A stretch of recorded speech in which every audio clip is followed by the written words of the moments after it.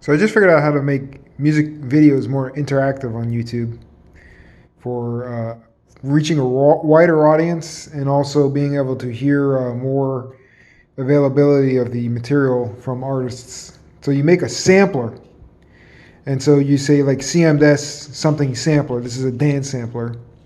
So in the video, you have miniature videos. And because YouTube's format is very basic, they only allow like chapter, let's say split, and they don't have any annotations anymore. And they only have these little cards that are really, very basic. They're not very interactive. So, and that's probably because they're doing something for the greater design for the ecosystem for like phones and stuff like that.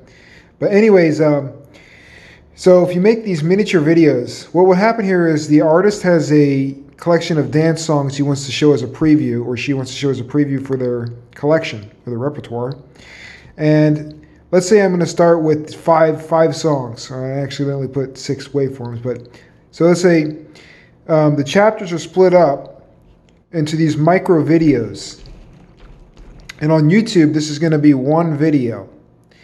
And what we do is we have some little background image, like maybe a pair of speakers or something.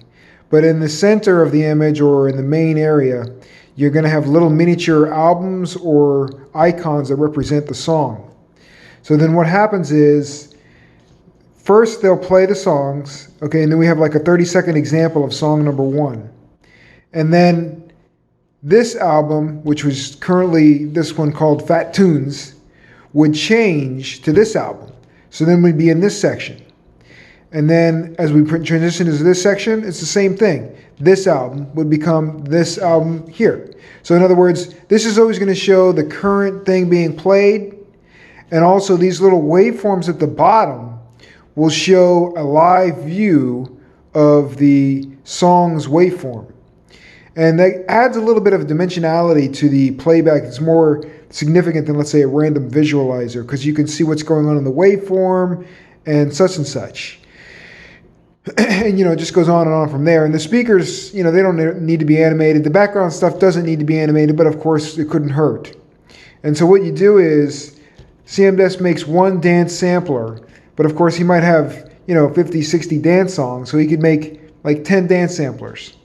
So what it is because you're going to be able to make these miniature videos, people will be able to hear more of the availability of what you do. Or if you have an album, not an album, but a record label, you can include various artists in that.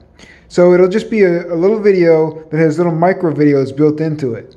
That's the idea. So you make it more interactive. So that therefore they could like skip to the song that they know they want to hear just by jumping to the chapter. Because YouTube also has this way of easily selecting between chapters of a video, and you just have to add them in. So, it's very easy. You boom, and then boom, boom, and then boom, boom, and then boom. It will automatically update to that portion of the video. Very interesting idea. We'll see if it works out. We'll see how it works in reality. I look forward to trying it out.